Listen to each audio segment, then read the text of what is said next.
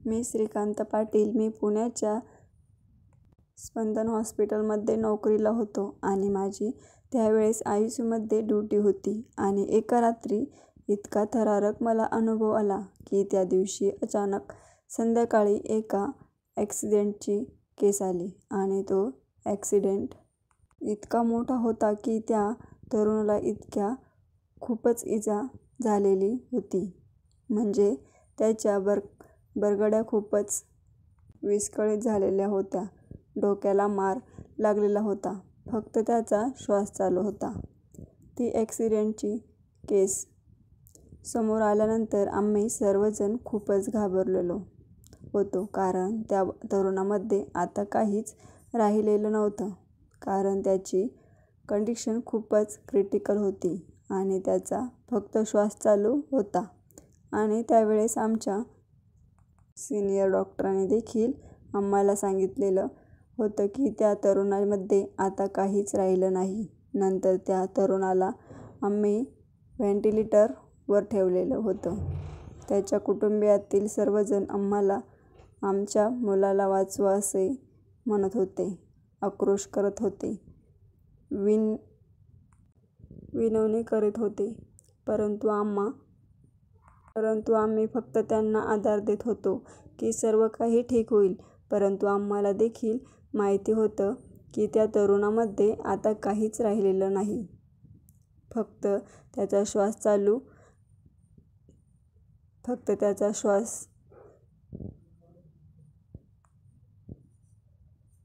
श्वासच फक्त चालू होता आणि तो श्वास कधी बंद पडेल ही कोणालाच माहिती नव्हतं. नंतर नातेवाईकांनी आपल्या स्वामींचा धावा सुरू केला.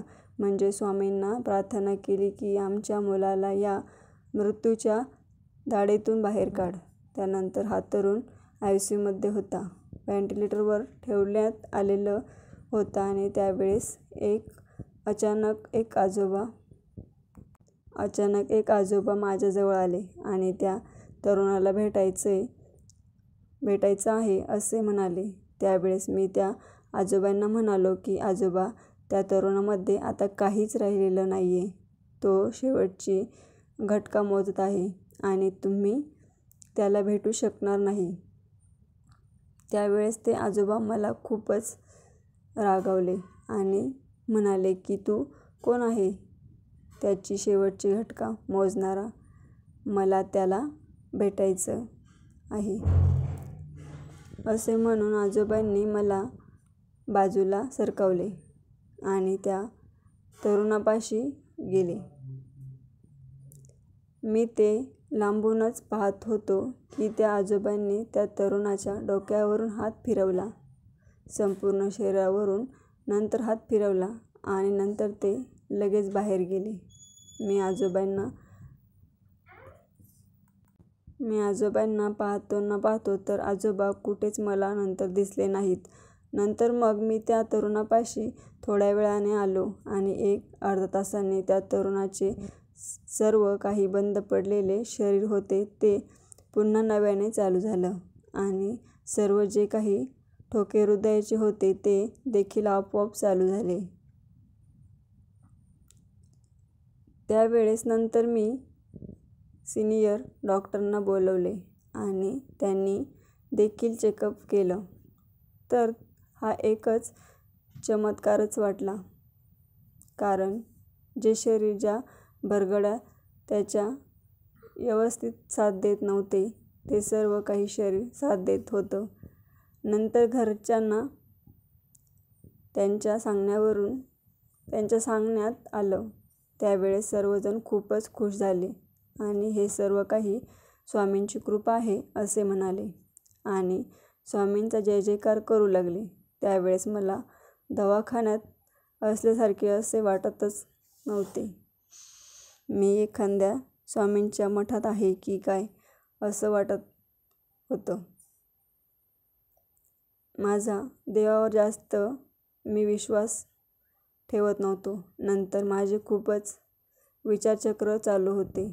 कारण जो तरुण शेवटची घटका मोजत होता आणि तो एकदम अचानक असा बरं होणे, या मग काहीतरी रहस्य आहे असं वाटलं होतं. आणि नंतर मी संध्याकाळी घरी गेल्यानंतर माझ्या डोक्यात तेच विचार येऊ लागले. आणि त्यावेळेस हा डोक्यात विचार आला की त्या दिवशी आजोबा आलेले आणि आजोबा येऊन गेल्यानंतरच हा चमत्कार घडला आहे. नंतर मी सकाळ होण्याची वाट पाहिली आणि सकाळ झाल्यानंतर मी CCTV कॅमेरे चेक केले, तर त्या कॅमेऱ्यामध्ये काहीच दिसले नाही. म्हणजे ते आजोबा कोठे दिसत नव्हते. आणि त्यावेळेस मात्र मला खूपच चमत्कारच वाटला. आणि मी नंतर त्या तरुणाच्या नातेवाईकांशी बोललो आणि त्यांना म्हणालो की तुमचे कोण नातेवाईक म्हणजे आजोबा वगैरे होते का? आणि ते या तरुणाला भेटायला आले होते. त्यावेळी त्यांच्या नातेवाईकाने सांगितले होते की आम्ही सर्व नातेवाईक तर इथे दवाखान्यातच आहोत आणि त्या तरुणाची आजी आजोबा तर नाहीतच. त्यावेळेस मात्र मला खूपच आश्चर्य वाटले आणि मी त्यांना सांगितले की त्या दिवशी आजोबा भेटायला आले होते आणि त्यानंतरच तुमच्या मुलग्यामध्ये फरक झाला.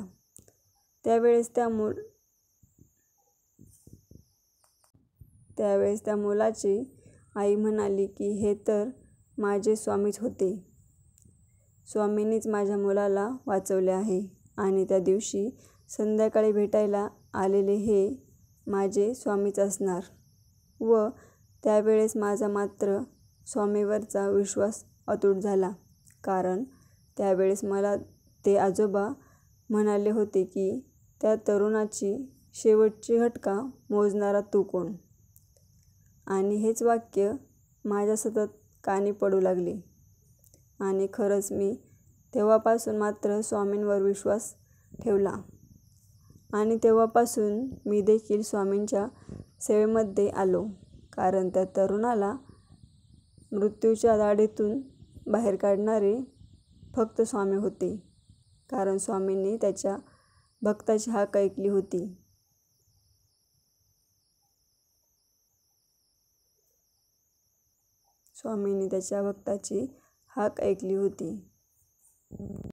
तुम्ही चॅनलवरती नवीन असाल तर चॅनलला शेअर करा, सबस्क्राईब करा, बेल आयकॉनचं बटन प्रेस करा. तुम्ही पूर्ण स्टोरी ऐकल्याबद्दल खूप खूप धन्यवाद.